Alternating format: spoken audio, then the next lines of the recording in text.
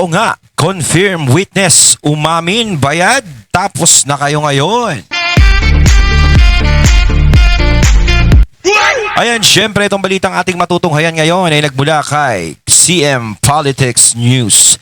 At ito po ang inyong lingkod na si BT na magbibigay ng reaksyon at komento dito sa video na ating matutunghayan ngayon. At huwag na natin pagtagalin at sabay-sabay na nating panoorin ang laman ng video na hatid sa atin ni CM Politics News at bibigyan natin ng reaksyon ang balitang ito.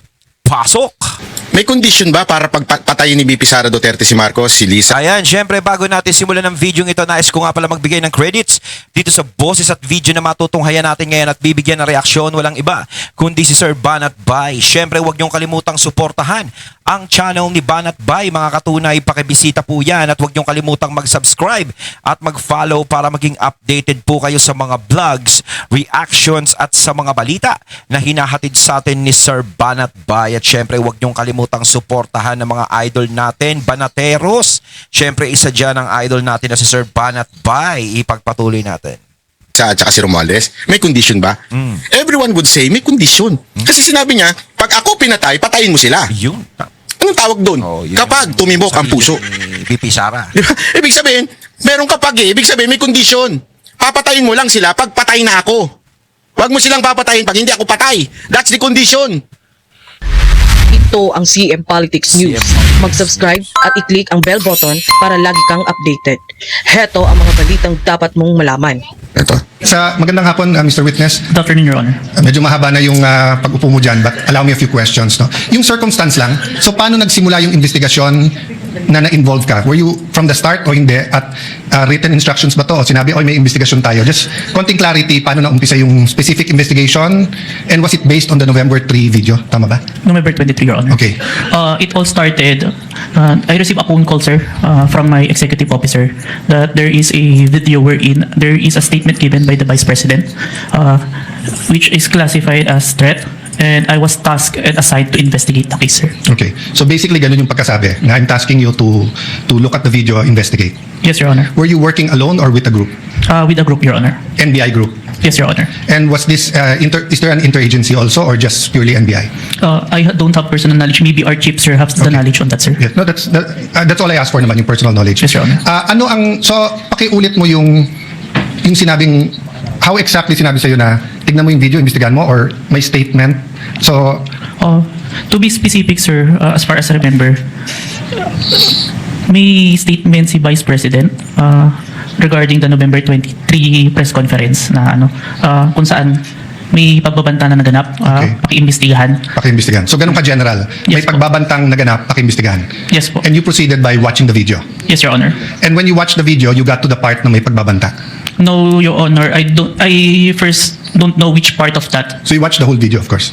First, the clippings, Your Honor. Okay. Then, I look for the whole video, Your Honor. Then you watched the whole video. Yes, Your Honor. And thank you for your honesty. So, after the clipping, tapos the whole video, what did you do next? You reported or you made your recommendations? I don't understand the process lang kasi. Upon identifying the whole video, I informed my executive officer that I identified the video, Your Honor. And then yung sinabi mo yesterday, then you started looking for patterns. That's why you looked at yung dating mga video ni Vice President. Yes, Your Honor. So you started investigating the threat against the President, the First Lady, and the former Speaker of the House. Yes, Your Honor. Did you investigate the threat against the Vice President? We tried, Your Honor. How did you try? It is included in our letter to the Vice President, Your Honor. That's why we're inviting her to proceed to our office to investigate the threats to her life, Your Honor. Pakinggan muna natin to, mga katunay. How about the vlogger who asked her about Oplan or whatever they call? Ito na. Tingnan nyo, mabubuking na naman dito yung NBI. Ha? Kasi tinatanong kung inimbestigahan nyo ba yung kay Marcos muna. Oo daw. Tapos tinanong kung inimbestigahan nyo ba yung kay BP Sara Duterte. Oo daw. At tinanong na rin kung sino yung nagtanong na vlogger. Oo din daw. Romanov. Did you invite them? Yes, Your Honor. And did they testify? The Princess Maui did not appear, Your Honor. Did not appear. Did you also look for previous videos that are threatening to the Vice President? We look on the Romanov part, Your Honor. Okay. But we identify a different person who first mentioned the Romanov, Your Honor. Did you coordinate with the PSG? I have no personal knowledge, Your Honor. You yourself? Yes, Your Honor. Maybe our chief, Your Honor. Yeah. But you are aware that the primary responsibility of protecting both the president and the vice president is the PSG. Yes, Your Honor. So isn't it fair to say that any investigation against a threat to the first family, the president or the vice president, you would normally ask the PSG if they received any threat? I have no personal knowledge, Your Honor. No, I'm asking, hindi ba normal sa investigation kung sino yung primary agency na taga-protekta na lumalaban dun sa threat ay tatanungin natin? Yes, Your Honor. So bakit hindi tinanong ng NBI ang PSG? Yun lang. Yun lang. So hindi talaga na inimbestigahan. Di na, Kasi kung tutuusin talaga is yung PSG dapat ang magpo-protect, 'di ba? Vice President, President, 'di ba? napapalabas dito na talagang tinatarget lang si VP Sara Duterte. Yung credibility yung winawasak dito, sa totoo lang hindi man sabihin diretso ni Cayetano, pero credibility winawasak dito. In your case, why didn't you ask the PSG?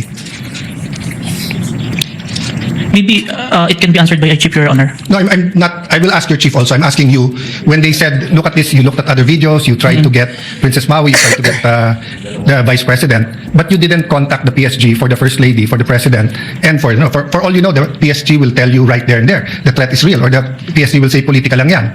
Diba? Both the vice president and the president are protected by the PSG. So why wasn't, so nakalimutan lang or wala sa procedure nyo, or?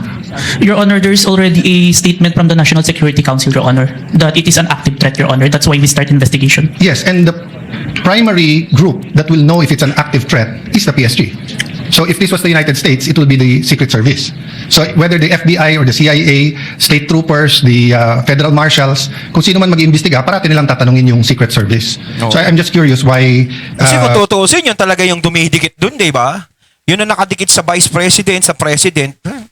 we did not ask Bakit hindi nila tinatanong, di ba? the PSG input. Kindly Baka- wind up, Senator Cayetano. Senator Cayetano. So, my last question is, how did you Maganda to. characterize Maganda the to. threat of the Vice President to the President? Given that ang exact words niya, huwag kang mag-alala ma'am sa security ko kasi may kinausap na akong tao, sinabi ko sa kanya, kapag pinatay ako. So that'll be fair to you and not vague, no? Did that phrase, kapag pinatay ako, have any bearing in your investigation? Yes, Your Honor. And what was that bearing or thoughts in your mind? First of all po, dun sa statement, may nakausap na po. It already took place before pa yung mangyari yung meeting. And nung Excuse me, condition, I'm not talking about yung may kinausap Opo. na para pumatay. Ang sinasabi ko yung sinabi niya na pag pinatay ako. Yes, Your Honor. How did that affect your investigation? there is a condition na kapag pinatay siya. But as we Nadulas na siya, patay ka. Yun, there's a condition eh. Lumabas na sa sarili niyang bibig na may kondisyon. So, ibig sabihin, yung pagsasalita ni BP Sara, na kapag si BP Sara ay tinegi, no? Istigihin nyo na rin yan. Parang ganon. Tigihin nyo sila. Dahil uulitin ko, wala naman ibang dapat sigurong paghinalaan. Siguro, sinisip ni BP Sara, wala namang ibang dapat paghinalaan kung may mangyayari sa kanyang masama. Although, meron ding pwedeng senaryo, no? Ibig ko sabihin na senaryo na pwedeng may gumawa kay BP Sara ng ganon para maibintang naman doon sa mga tao na alam niyang galit sa kanya. Meron kasing yan, halimbawa, may mga lihim na galit sa mga Duterte.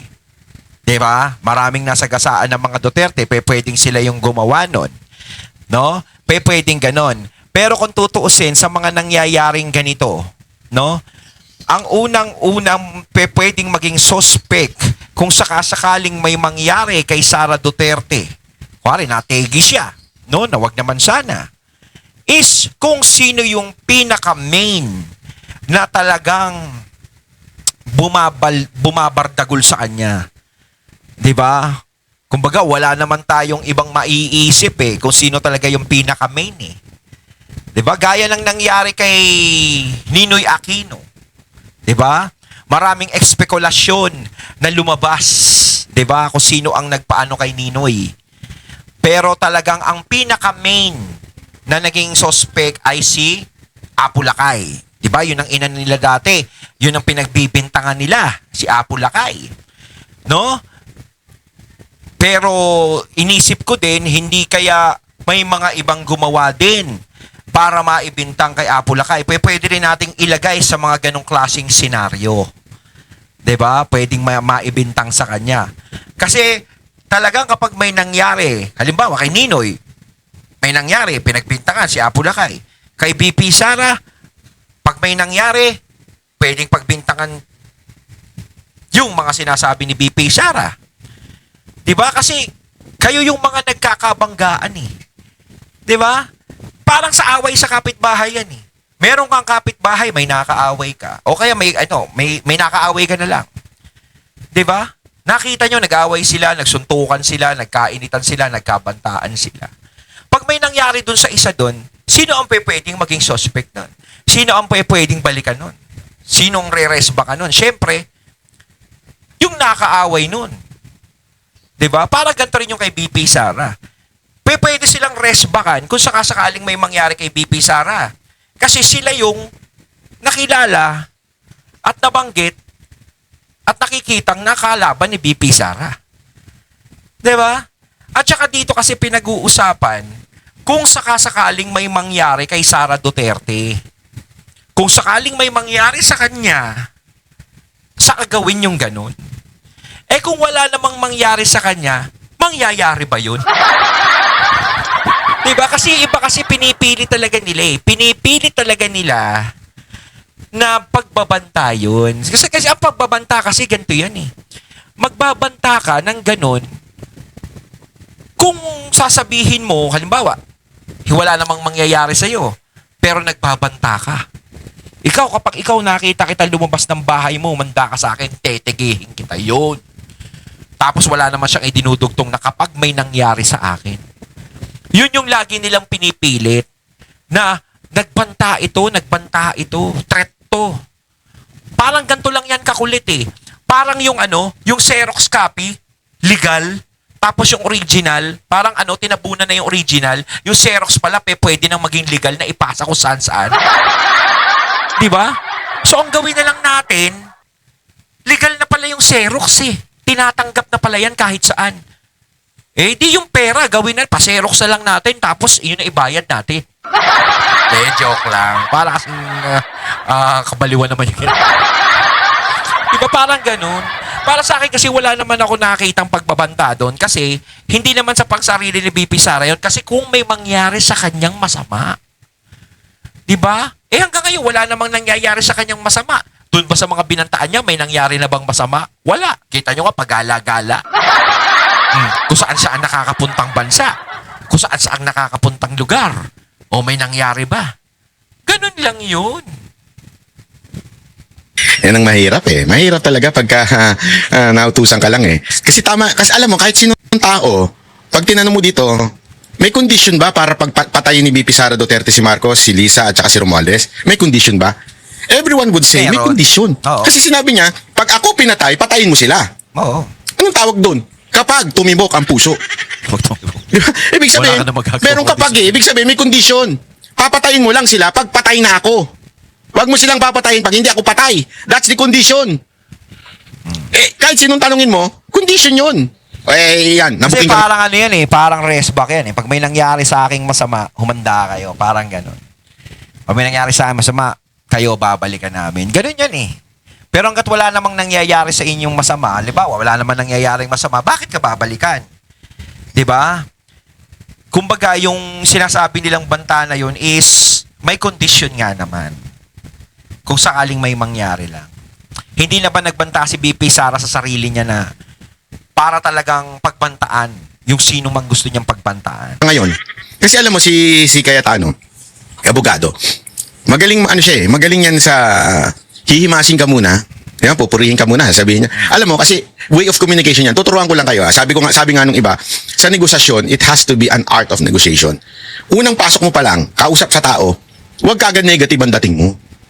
Unang gagawin mo, purihin mo something about that person. Halimbawa, kung babae yung ka-negotiate mo, may negotiate ka sa, nagdi-deal kayo ng business, unang mong pupurihin yung bag niya, yung sapatos niya. Mag-build up ka ng rapport. Pag lalaki naman, think about kung research mo yung kung ano hilig niya, golf ba, paddle na yan, kung ano man, para makakunik kayo. Dito, remember ang unang bitaw ni Cayetano, ano sabi niya, kawawa ka naman, ilang oras ka na nakatayo dyan. Yun kagad eh. Parang kinukuha niya yung sympathy. Netong lalaki na to. At eventually, Kumbaga, nung parang naaawa si Cayetano sa kanya, sinabi sa kanya parang sa madaling salita, nakakaawa ka naman, kanina ka pa nakaupo dyan. 'Di ba? Magsalita ka na ng totoo, hoy. Parang ganun yun eh. Pero parang pinakita ni Cayetano na nag-aalala si Cayetano, no? Parang ganun. May ganun ba yun? Parang sa akin kasi parang ano eh. Kawawa ka naman, kanina ka pa nandiyadyaan. Paikot-ikot na lang yung sinasabi mo, parang ganun.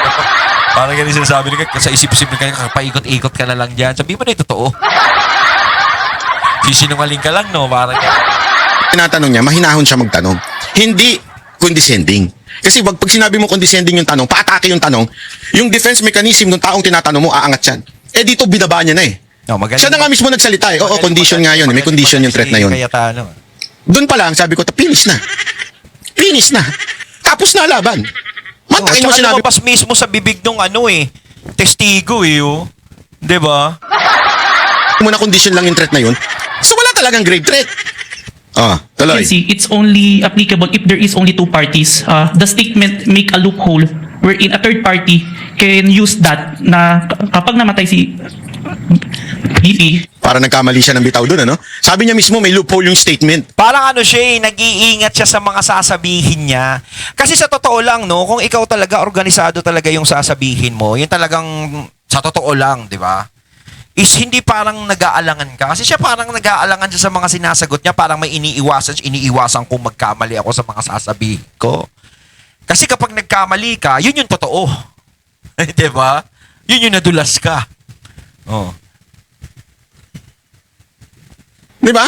May loophole yung statement. Siya na mismo nagsabi. Anak ka ng weteng, ha? Diba? Ikaw na mismo nagsabi. Atay kang bata ka. Wala. Yari ka dyan, Brad. Nadali ka. ma-execute ngayon yung statement ni BP na may nakausap na siya without the participation of the one mentioned, the President, the First Lady, and the Speaker of the House, Your Honor. That's fair. But what I'm saying is that in your reports, did you characterize it as a conditional threat? Kasi kung hindi naman siya pinatay, the logical implication is that there's no threat against the... So I'm not saying it's not illegal, immoral to contract a killer. I'm just trying to follow the logic. So pag sinabi kong, pakukulong kita, Mr. Witness, pag nagsinungaling ka under oath, then it's actually not a threat. It's a legal... I'm just telling you the law, di ba? Pero pag sinabi kong pag hindi ka sumunod sa akin, anuin kita. So that's my last question lang. So how did you characterize that? It wasn't a conditional in your mind because may kinausap na? Even with or without, sir, it's still considered a threat as long as the I have no doubt there. I'm just asking, is it a conditional threat? based on our affidavit, sir, I believe it's conditional, which...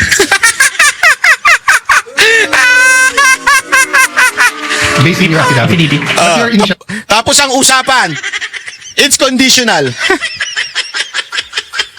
Anak ka ng weteng, oo. Wala talaga, finish na. Wala na, nagkakadulas-dulas na siya. Ang galing magano ni Cayetano, no? Napapadulas niya yung Kasi wala na sinasabi niya, may condition, di ba? Conditional, condition. Doon pa lang tapos na Finish na So, hindi mo masasabing threat yun Di ba? Taob. Etong witness na to, kawawa ka talaga. Sabi ko sa'yo, dapat di ka na lang pumayag Dapat nag-resign ka na lang. Dapat nag-resign ka na lang. Sa totoo lang Kasi, paya ka dyan Payang-paya ka dyan sa ganyan. Ay, nako. Anyway, eto, pakinggan lang natin itong isang interview at latest interview ni VP Sara Duterte. Unang-una, pinapaabot ko sa ating mga opisyal ng pamahalaan na itigil na muna natin yung pamumulitika at pananawagan nila ng transparency and accountability. Pero ang totoong pakay nila ay ang kanilang mga sariling political interest. Pangalawa, sa atin pa rin mga opisyal ng pamahalaan, natutukan natin ang kaayusan, kapayapaan, at kaunlaran ng ating bayan. Matagal na Kaso nga lang, BP, hindi naman nila matututukan yun dahil ikaw talaga tututukan nila. Kasi sa totoo lang, no, sinasabi nila yung threat mo sa Pangulo, di ba? Pero yung nagbibigay talaga ng threat, talagang ang threat talaga nila, ikaw talaga. Di ba? Ikaw talaga ang threat nila kasi gusto ka nilang hindi makatakbo sa 2028. Kaya lahat ginagawa nila ng paraan. Ikaw talaga yung threat sa kanila. Hindi yung ikaw ang nagbibigay ng threat sa kanila. Sa'yo sila takot eh. Na nag-aantay ang ating mga kababayan na maging mas maayos yung kanilang buhay. At Yan naman dapat ang unahin. sa ating mga kababayan, huwag tayo mawalan ng pag-asa na merong mangyayaring pagbabago sa ating bayan at huwag tayong mawalan ng pag-asa Ayun sa kakayahan natin na maging Sana nga, BP, magkaroon pa ng pagbabago. isang mayaman na bansa. Ayon, natating nato ngayon ang video na nagbula kay CM Politics at syempre nato ngayon natin ang boses at video na yun na binigyan natin ng reaksyon na nagbula kay Sir Banat Bay. Kayo mga katunay, anong masasabi nyo tungkol dito? Comment lang po kayo sa comment box. So once again, I'm BT and I'm out. Peace.